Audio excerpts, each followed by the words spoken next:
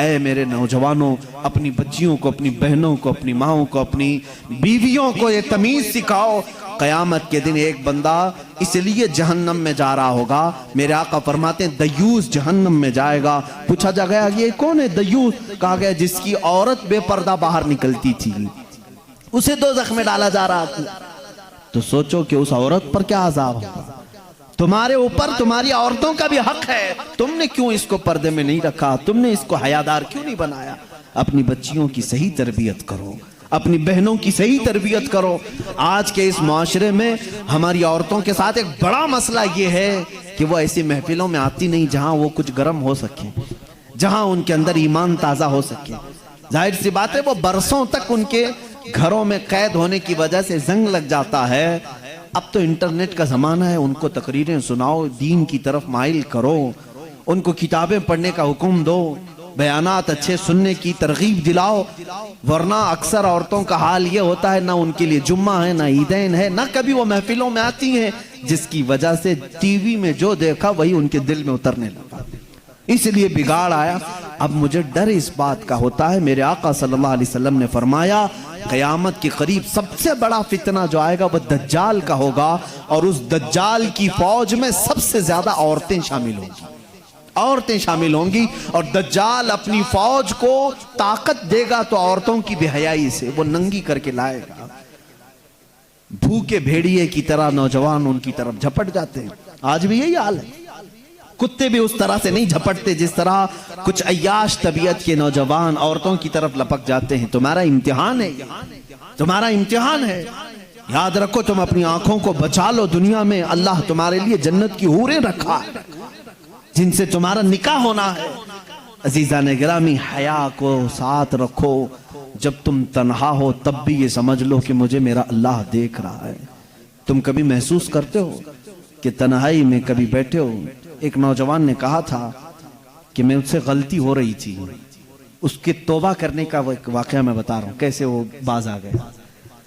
कहा कि मैं मोबाइल ही लेकर के बैठा था, तन्हा था कमरे में, माँ बाप नहीं, भाई बहन कुछ भी नहीं। अचानक पर्दा हिला तो मैंने जल्दी से उस स्क्रीन को गायब कर दिया और डर करके अपने तस्वीर को डिलीट कर दिया कि कहीं माँ आ गई, बाप आ गए, पता नहीं कौन आए। माँ बाप से भी इतना डर है, लेकिन बाद में पता चला कोई नहीं, वो बिल्ली आई थी। बिल्ली पर्दा हिला करके गई, डर गई। उसी रात उसके तौबा का ये वाकया मुझे मिला। उसने कहा एक बिल्ली के सिर्फ पर्दा हिलने से मैं इतना डर जाता हूं कि छुपा लेता हूं। और जो मौला ये कह रहा है अल्लाहु ला इलाहा इल्ला हुवल हय्युल क़य्यूम ला तअख़ुदुहु सिनतुन वला नौम, वो अल्लाह है जिसके सिवा कोई माबूद नहीं, जो हमेशा से जिंदा है और हमेशा रहने वाला है। उसे एक आन के लिए भी नींद नहीं आती, ना ऊँघ आती। वो हमा वक्त तुम्हें देख रहा है। आज हमारे इस मजमे को भी मौला देख रहा है। मेरे अजीजों, ये तसव्वुर अगर तुम्हारे अंदर आ गया तो बहुत सारी चीजें सुनने की भी तुम्हें जरूरत नहीं। एक ही दवा मैं बता रहा हूं। कुछ बच्चे पूछते हैं कैसे बुराइयों से छूटें। कैमरा लगा करके भी बचा नहीं पाओगे, लकड़ी और छड़ी के डर से भी तुम बचा नहीं पाओगे किसी को। सिर्फ ये दिल में बात डालो कि जिस जगह पर भी हूं मुझे मेरा अल्लाह देख रहा है, मुझे मेरा मौला देख रहा है। ये तसव्वुर आ जाए तुम गुनाहों से बच जाओगे। इसलिए मेरे अजीजों, ऐ नौजवानों, ये जिंदगी बड़ी कीमती है जो अल्लाह ने तुम्हें अमानत के तौर पर दी है। रात की तन्हाइयां अगर तुमने अपनी हिफाजत में नहीं रखी तो क़यामत के दिन मजमे आम में रुस्वा होना पड़ेगा, जलील होना पड़ेगा। उस वक्त हमारे आमाल खोले जाएंगे जब हमारे माँ बाप भी सामने होंगे, हमारे बच्चे भी हमारे सामने होंगे, हमारी बीवियां भी होंगी। बल्कि हद तो ये है कि मोहम्मद अरबी सल्लल्लाहु अलैहि वसल्लम सामने होंगे, सहाबा होंगे, औलिया होंगे, सबके सामने कहा जाएगा कि तेरी सारी तन्हाइयां बता, तूने क्या क्या किया है। लेकिन एक बात याद रखो, वो मौला करीम है। 1000 गुनाह हो जाएं लेकिन उसका एक वादा है। कभी कभार कुछ ऐसे लोग भी आएंगे, उन्होंने गुनाह तो बहुत किए थे, लेकिन जब उन्हें किसी ने दुनिया में अल्लाह का खौफ दिलाया तो रात की तन्हाई में वो डर करके रोने लगे और कहने लगे, ऐ बारे इलाहा, मेरे नफ्स ने मुझे बहकाया, मैं शरारत में आ गया और मैं गलत काम अपने हाथों से कर लिया। लेकिन ऐ इलाहुल आलमीन, तू अरहमुर राहिमीन है और मैं अख्ताउल खातिईन हूँ। मैं सबसे ज्यादा खता करने वाला और तू सबसे ज्यादा रहम करने वाला। रब ताला फरमाता है क़यामत के दिन वो आएगा, उसके नामे आमाल होंगे हाथ में, लेकिन ये जितने गुनाह थे वो सब मिटा चुके होंगे। फरिश्ते उन सब पर पर्दा डाल चुके होंगे, उसमें से एक गुनाह का भी तज़किरा वहां पर नहीं होगा। काश हमारी जिंदगी में भी ऐसा हो जाए, काश हमारी जिंदगी में ऐसा हो जाए। खताएं हुई हैं लेकिन तौबा कर लो, मेरा मौला वादा करता है कि हम सबको छुपा देंगे। यमहुल्लाहु मा यशा व युस्बितु मा इंदहु व युस्बितु मा यशा। अल्लाह जिसे चाहेगा मिटा देगा और जितना चाहेगा बाकी रखेगा। व इंदहु उम्मुल किताब, सारी किताब का असल उसी के पास है, वो जिसके गुनाह चाहेगा मिटा देगा। बात यहाँ पर हया की आई, इसलिए मुझे अर्ज करना पड़ा। अल्लाह रब्बुल इज्जत के हबीब सल्लल्लाहु अलैहि वसल्लम फरमाते हैं, किसी भी बंदे के चेहरे को ऐब मत लगाना, किसी के चेहरे पर थप्पड़ ना मारना, किसी के चेहरे को नटका, कनकटा, अंधा चेहरे पर ऐब ना लगाना। पूछा क्यों? कहा कि सारा जिस्म जो गूंधा गया, जब बनाया जा रहा था, मिट्टी से बनाया जा रहा था, तो फरिश्तों को हुक्म दिया गया था कि इनकी उंगलियां बनाएं, हाथ बनाएं, पैर बनाएं, जिस्म बनाएं। लेकिन मेरे आका सल्लल्लाहु अलैहि वसल्लम फरमाते हैं, ऐ बंदो, तुम्हारे चेहरे को अल्लाह ने अपने दस्ते कुदरत से बनाया। अल्लाह ने अपने दस्ते कुदरत से बनाया है चेहरे को। इसीलिए हुजूर अकरम सल्लल्लाहु अलैहि वसल्लम ने फरमाया, इस चेहरे की हिफाजत करना, क्योंकि इसको अल्लाह ने अपने दस्ते कुदरत से बनाया है। जानते हो, इसीलिए हम इस चेहरे को उसके अलावा किसी और के सामने झुकने नहीं देते। किसी के सामने हम क्यों नहीं झुकने देते? इसको निस्बत है रब्बे जुल जलाल के दस्ते कुदरत से। अल्लाह रब्बुल इज्जत ने इस चेहरे को बनाया। हमें मारने को मना किया गया कि किसी के चेहरे को मारे नहीं, ऐब ना लगाएं। लेकिन मुझे हया आती है उन लोगों से जो अपने इन चेहरों का गलत इस्तेमाल करते हैं। आज बेहयाई का उरूज का जमाना है, सारा का सारा फितना यही चेहरा बना हुआ है, जिसको अल्लाह रब्बुल इज्जत ने अपने दस्ते कुदरत से बनाया। कल क़यामत के दिन तुम्हें जवाब देना होगा।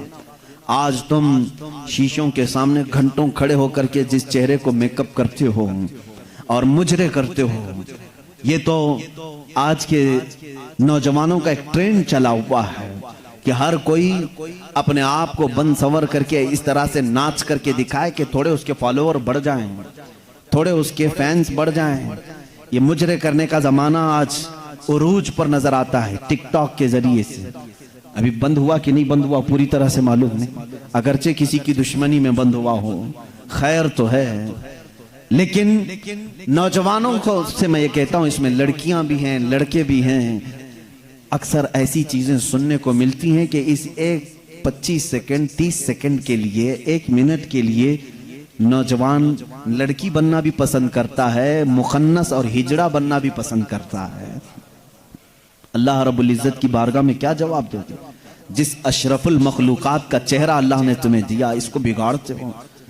अल्लाह ने कुरान में फरमाया है, जिसने अपने चेहरे की तगयीर की, गोया कि उसने अल्लाह की खिलकत में तब्दीली की है, अल्लाह की खिलकत को बदल डाला।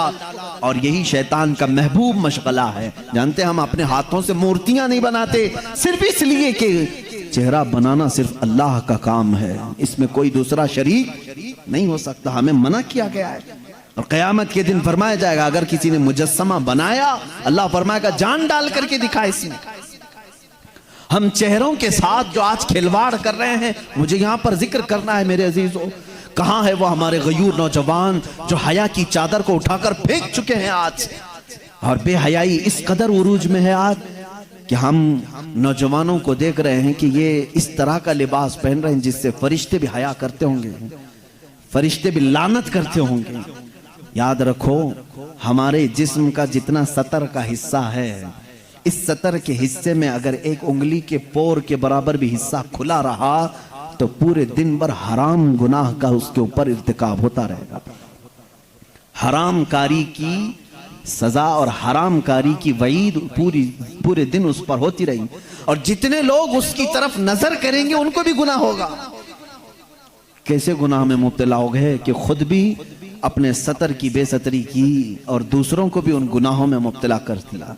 हुजूर अकरम सल्लल्लाहु तआला अलैहि वसल्लम फरमाते हैं, क़यामत के दिन अगर इंसान को उसके बॉडी में से कोई चीज जहन्नम में ले जाती है तो वो दो ही चीजें हैं, दो ही चीजें हैं जो उसे दोज़ख में ले जाती हैं सबसे ज्यादा। सहाबा ने पूछा, या रसूल अल्लाह सल्लल्लाहु अलैहि वसल्लम वो कौन सी दो चीजें हैं? हुजूर फरमाते हैं, एक दो जबड़ों के बीच में है ये जुबान, और एक दो रानों के बीच में है शर्मगार। ये दो चीजें ऐसी हैं जो अक्सर इंसानों को जहन्नम में लेकर चली जाती हैं, जहन्नम में लेकर चली जाती। और अल्लाह के नबी सल्लल्लाहु अलैहि वसल्लम ने फरमाया, जिसने इन दो चीजों की हिफाजत की जिम्मेदारी ले ली, मैं उसकी जन्नत में ले जाने की जमानत देता हूं।